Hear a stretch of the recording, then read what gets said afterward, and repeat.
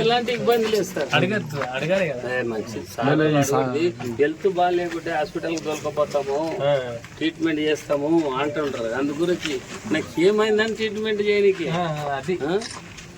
నాకు ఒక పరమాత్ముడు కాలికేదేవి మొత్తం అందిస్తుంది.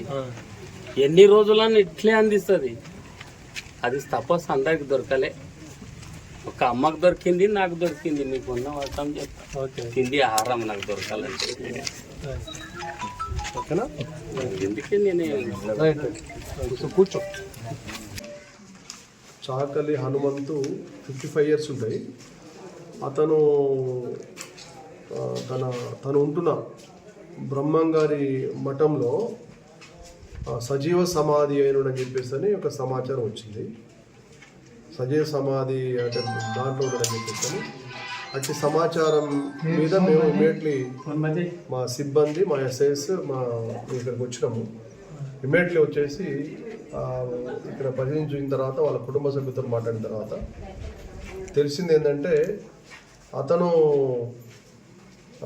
సమాధి పర్పస్లో కాదు, అతను వాళ్ళ కుటుంబ సభ్యులు, ఒక కొడుకు ఉన్నాడు, ఆయనకు 2 కూతురు ఉన్నారు. ఆ కొడుకు బలవంతున్నాడు. అతనితో పాటుగా అతని సాయంతో వాళ్ళకి కన్విన్స్ చేసి అనవసరంగా ఇది ఇలాంటి మూఢనమ్మకాలు నమ్మొద్దు అని చెప్పేసి కన్విన్స్ చేసి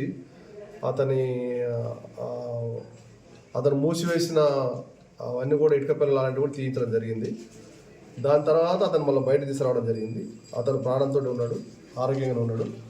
వచ్చిన తర్వాత అతనితో మాట్లాడి హనుమంతోటి మరియు వాళ్ళ కుటుంబ సభ్యులతో మాట్లాడిన తర్వాత తెలిసింది ఏంటంటే ఇక్కడ ఆయన ఒక 10 సంవత్సరాల క్రితం ఇక్కడ బ్రహ్మంగారి అది గుడి కట్టాడు.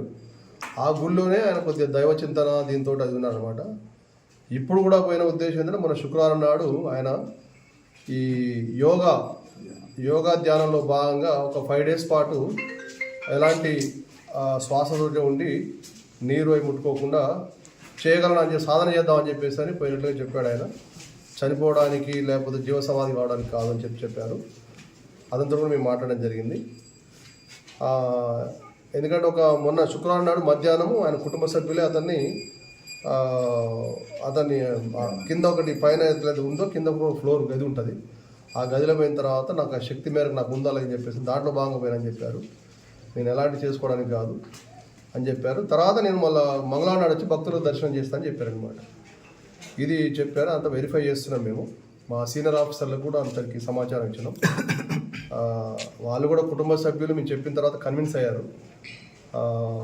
కన్విన్స్ అయిన తర్వాత వెంటనే వాళ్ళు కూడా కోఆపరేట్ చేసి అది తీయడం జరిగింది.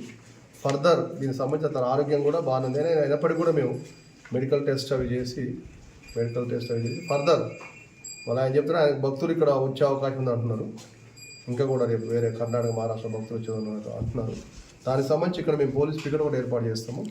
తర్వాత భక్తులు ఎవరైనా వస్తే కూడా దానికి సంబంధించి మేము ఇక్కడ బందోబస్తు ఏర్పాటు చేస్తాం.